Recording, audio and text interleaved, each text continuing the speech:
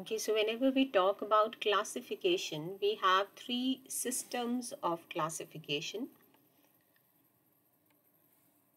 These are the artificial system of classification. Then the second type is called natural system of classification, and the third one is called phylogenetic system. The difference I explained you earlier, that in case of artificial system, we are going to consider only few characters. Okay, two characters or three characters. Just on the basis of that, we are going to design a classification, and that is the simplest type of the system.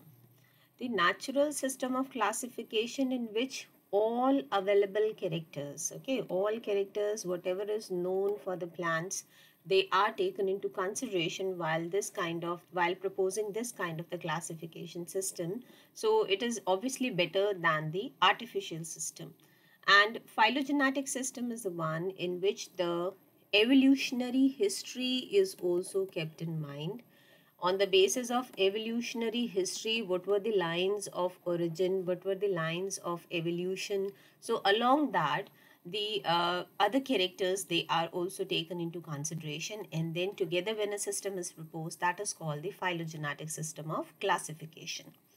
Now, if you look at the artificial systems, right from the beginning of our literature, that is in the form of Vedas, and thereon, the first scientific classification proposed by Theophrastus, simply on the basis of the habit of plants, that is, they are herbs, shrubs, or trees, or on the basis of the time period in which they complete their life cycle, that is, annuals, biennials, perennials. These categories, they were proposed by Theophrastus, and this was followed by number of scientists, and the one that is referred mainly, that is the classification proposed by Linnaeus. Okay, so that was another system, the artificial system.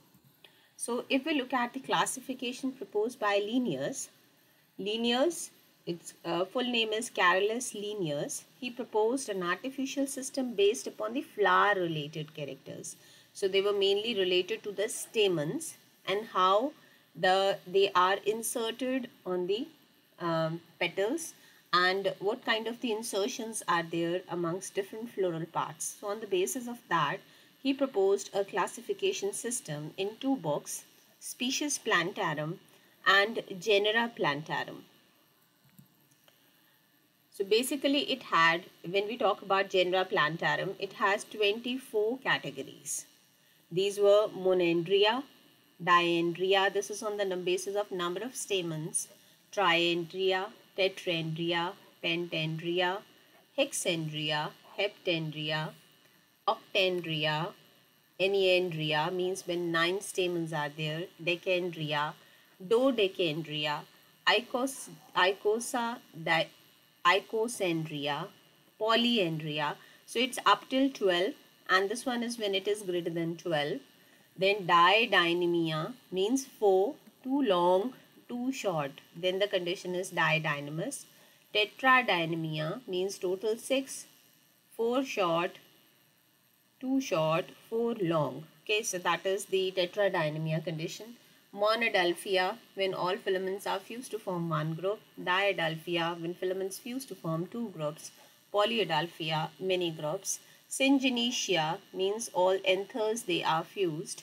Gynandria, when androecium is fused with gynoecium. Monoecious means when plants, they are monoecious, means they are having male and female flowers both. Dioecia, when male and female plants are different. Polygamia, when more than one type of the flowers are present on the same plant. And cryptogamia. So here this was actually a drawback of the system also, because cryptogamia means the plants which are seedless plants, so they were considered amongst the angiosperms. Okay, so that was the last category. So total 24 categories, they were proposed by Linnaeus, and he was first to use the binomial system of nomenclature. Means he was not of the concept or the idea that a scientific name should be elaborated description of that species, because that was a practice during those days when long names were proposed for the plants identified. But he wanted to have easy names, simple names, That's why he used the system proposed by Bohin and Bohin, that was the binomial system of nomenclature, in which a scientific name consists of two parts, that is the genus and the species. Okay, then in the later period of his life, he stressed upon the use of natural systems. Why? Because the artificial systems, they are based upon few characters only, and the natural systems, they take into consideration many characters. They may be 50 characters, 100 characters. So obviously that kind of the correlation is better. So the classification which has been proposed on the basis of more number of characters is always better as compared to the artificial one. So by the end of his period, he was himself advocating the use of natural systems rather than the artificial ones. In what were the drawbacks of the linear system? First is that it was an artificial system of classification. Secondly, the cryptograms, they were also placed in the linear system. Then class 1 to 23, that was identified on the basis of number of stamens and carpels. Okay, so just two characters, they were taken into consideration. The evolutionary concept was not clear, so it was not discussing any kind of the relationship amongst organisms. So that's why such kind of the system is also called phonetic. Okay, we had a brief discussion about it. There are phylogenetic systems and phonetic systems. Phylogenetic systems, I told you earlier, which is based upon the evolutionary relationships, whereas the phonetic system is the one which is just on the basis of when we are proposing some system on the basis of presence or absence of characters. So basically we look for the similarity of characters among different plant species, and we are not looking upon any kind of relationship amongst them, that they may have a common ancestor, they may be descendants of the same hierarchy. No, we are not talking about any relationship. We are just looking upon the presence or absence of characters. Then we call such kind of the systems as phonetic systems. So this, and obviously when we look upon the relationships, that will be a better system as compared to the phonetic systems.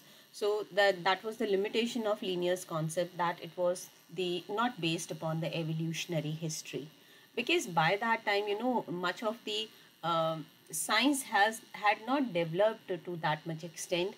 There were no analytical techniques, there were no scientific methods developed in order to study all fossil records, missing links, and in order to establish an evolutionary relationship, a particular chain should be there, right? Evidences should be there, that okay, if I'm saying that A is the in between, there were number of stages, and A is the ancestor of a particular species existing these days, let's suppose it is K. So all these missing links, these gaps, they should be filled, and that needs a laborious exercise, laborious methodology, and only then that relationship can be established, and then it can be proposed in the form of a classification system. So science had not evolved to that much level during Linnaeus period. And I told you there was a limitation of technology also. Microscopes were not that much evolved. The basic techniques in order to find out, in order to study various aspects of plants, they were also not evolved. Then the second type of the system that came into existence, that was natural system of classification, which is based upon huge number of characters. They are taken into consideration, and the work was carried on by D. Jussieu, D. Kendall, Robert Brown, Lindley, Bentham and Hooker. Okay, so it should be A here. So we have a reference of Gaspard Bohin also, and Edinson, who started a kind of the numerical taxonomy work also. Okay, so number of classifications are there, and the most comfortable, suitable one which is being used in the books till date, that is a Bentham and Hooker system of classification. This is the most widely acceptable classification till date. So we'll discuss Bentham and Hooker system of classification in detail. This is proposed by two scientists, Bentham, George Bentham, and Sir Joseph Hooker. And it was written in the book Genera Plantarum.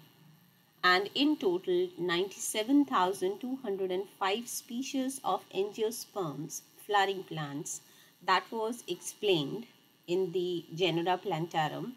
and that they were placed under 202 orders.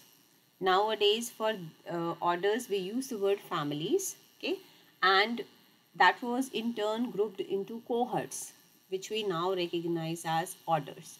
Means the cohorts for Bentham and Hooker system, that we call order these days, and the order for Bentham and Hooker system, that we call as families these days. Okay, so no need to get confused.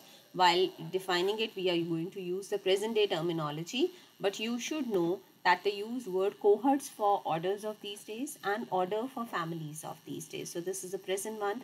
This is what they used in past in genera plantarum. Now they divided these plants, how many plants? 97,205 plants into two subkingdoms. They were Cryptogamia and Phanerogamia. So the Cryptogamia means the plants which are reproducing via spores. So basically these are seedless plants. And the Phanerogamia means seeded plants. Now seeded plants, they were further divided into two divisions, that is Gymnospermia and Angiospermia. When the seeds are naked, they were placed under Gymnospermia, and if the plant is having enclosed seeds, enclosed within the ovary, within the fruit, then they were placed under Angiospermia. Angiospermia was further elaborated into two classes, that is dicotyledony and monocotyledony. Dicotyledony, in which two cotyledons are present in the seed. So basically, see, we are depending upon the seed related characters for the broad categorization, right? And in monocotyledony, where there is present one cotyledon. Further elaboration was there, but chiefly it was related to the seed characters. Okay, so kingdom Plantae was divided into Cryptogamia and Phanerogamia. Cryptogamia means seedless plants. Phanerogamia is seeded plants. So under seedless plants means which are spore producing plants, we have Thallophyta, in which we include algae. Bryophyta, you all know this has liverworts and mosses. This has liverworts and mosses. Then Pteridophyta, which are spore producing plants. Here the main plant body is gametophytic, whereas means the dominant phase of life cycle, whereas in this case it is sporophytic. Then Phanerogames, which were seeded plants, they were divided into the Gymnospermia and Angiospermia. The group Gymnospermia, which had the plants having naked seeds, means they are not enclosed within ovary, and Angiospermia, in which the seeds are enclosed within ovary. So further we are going to study the Angiospermia. Okay, it was divided into two classes, dicotyledony and monocotyledony. But the problem with the system was that Bentham and Hooker, they placed gymnospermy in between these two. Okay, though it was a separate group, though under gymnosperms, we have studied here gymnospermia. The gymnospermia, under this the class gymnospermy, okay, that was placed in between dicotyledons and monocotyledons. Though we all know that gymnosperms, they are primitive to the angiosperms, so they should be placed before dicotyledony. But that was a major drawback of the system, and further it was divided into the cohorts of that time, that is the orders, the Netails, Coniferales and Cycadales. And here also we know that this is a most advanced group, so it should be placed at third place, and Cycadale should be placed earlier. So this was later on ruled by when further the system was elaborated, then this was corrected. Okay, so here we are not going to talk about this. This is just for the purpose of that when you have to write down the drawbacks of the system, then you have to mention that gymnosperms were placed in between dicotyledons and monocotyledons, and the Netails was placed earlier to the Coniferales and Cycadales. Okay, so these should be mentioned under drawbacks of the system. Now we are more concerned about the main classes of angiospermia, that is dicotyledony and monocotyledony. So you need to write characters of these. These have two cotyledons, whereas these have one cotyledon. Here we have reticulate venation. In monocots there is pellar venation. Here the plants may be flowers, generally they are pentamerous, bimerous or tetramerous, whereas here we see they are trimerous. Then vascular bundles in the stem, they are arranged in a ring. Here the vesicular bundles in stems are scattered. Then in roots, the vesicular bundle number may go up to 2 to 6, whereas in this case it is more than 8. So it's a polyarc condition. The vesicular bundles are open, means cambium is present, whereas in the case of monocots, the vesicular bundles are closed, so no cambium available. So there is no scope of secondary deviation. Here the vessels are polygonal and here the vessels are round. So you have to make a list of these, and while during your examination, while you are attempting this question, you can simply, in the form of these flow charts, you can directly explain the content. No need to go for the paragraph forms. Just you have to mention the paragraph for a brief history of Bentham and Hooker system and for the drawbacks part. Okay. So dicotyledony. The class dicotyledony, that was further divided into 3 subclasses: polypetalae, gamopetalae and monoclemidae. As it's clear from the name, polypetalae means when petals are free. Gamopetalae means when they are fused, but that can only be possible if sepals and petals are distinct, right? So that character is common for both. But let's suppose sepals and petals are not distinct and in place we have a single whorl present, that is called perianth. Then we place them under monoclemidae, and here sepals, petals not distinct, rather perianth is present.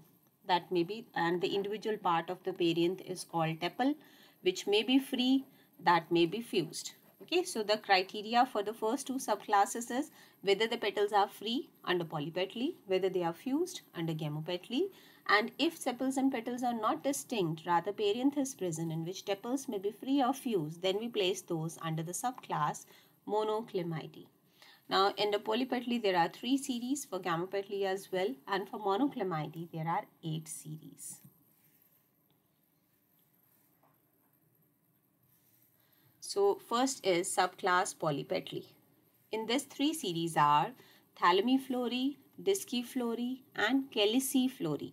Now these are on the basis of the characters of thalamus and what relation it has to the condition of ovary. Is it superior? Is it inferior? Half superior, half inferior?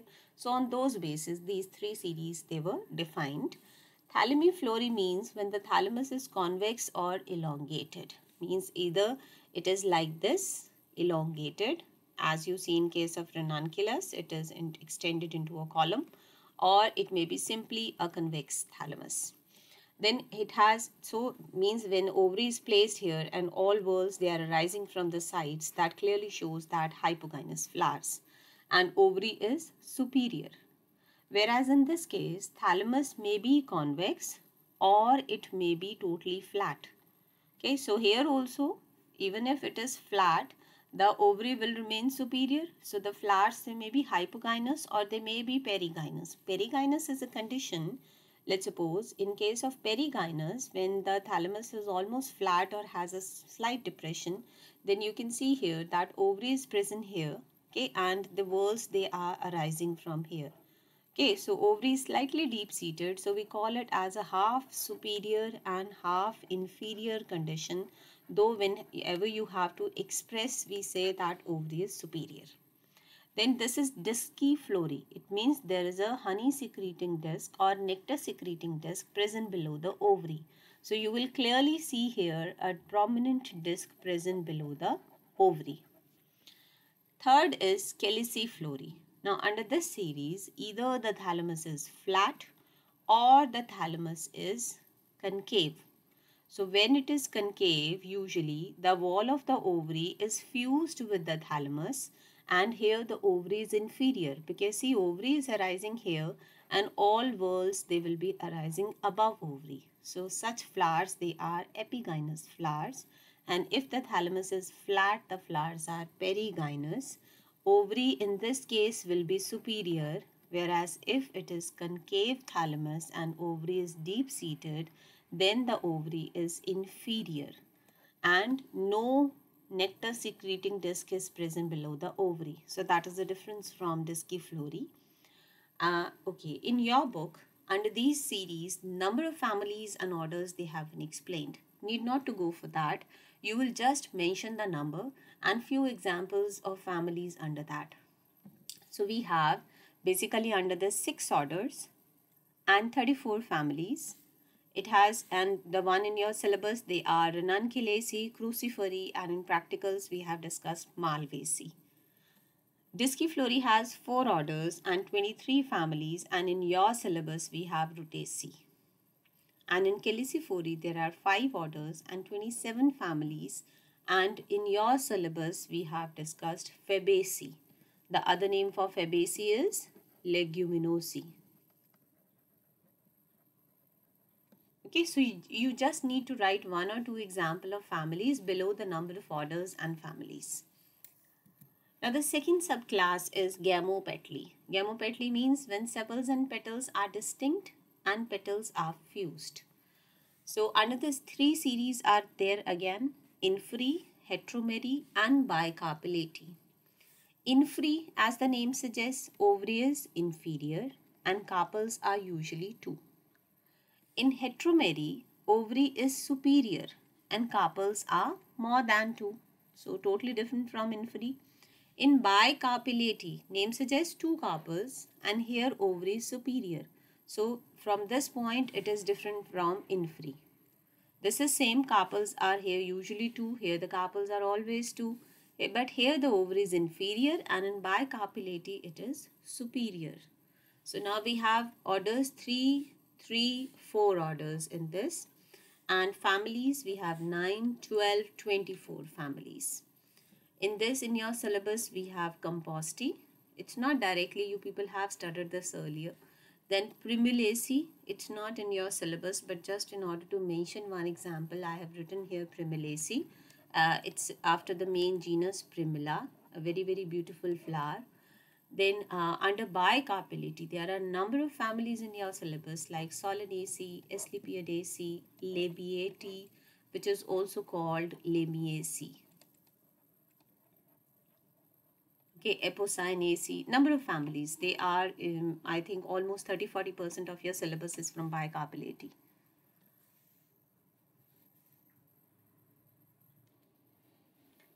Okay, so that was all about Gamopetalae. Next subclass is Monoclemidae.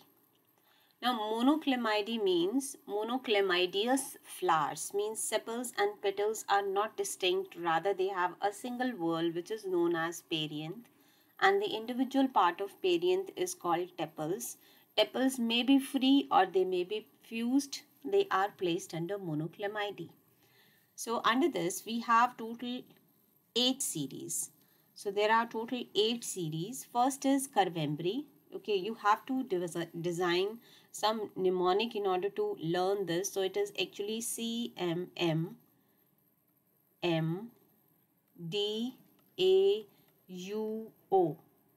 Okay, so it's CM3DAUO. So you can design any mnemonics in order to learn this, and there should be a same order retained. You cannot shuffle the order. You cannot shuffle the names. Okay, so the first series is Curvembryi. As the name suggests, it has curved embryo and there is present a single ovule in this. It has total 7 families, and amongst them in your syllabus we have Chenopodiaceae. Then second series is Multi-ovulated Aquaticae.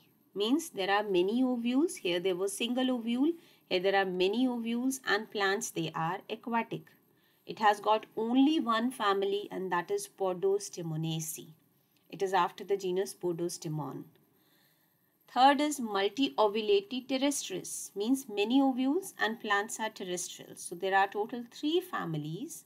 See, under these we don't have orders, there are direct families. Okay, so 3 families, under which the one which is, it is not there in your syllabus but you can learn, it is Nepenthaceae, in which we place pitcher plant, Nepenthes.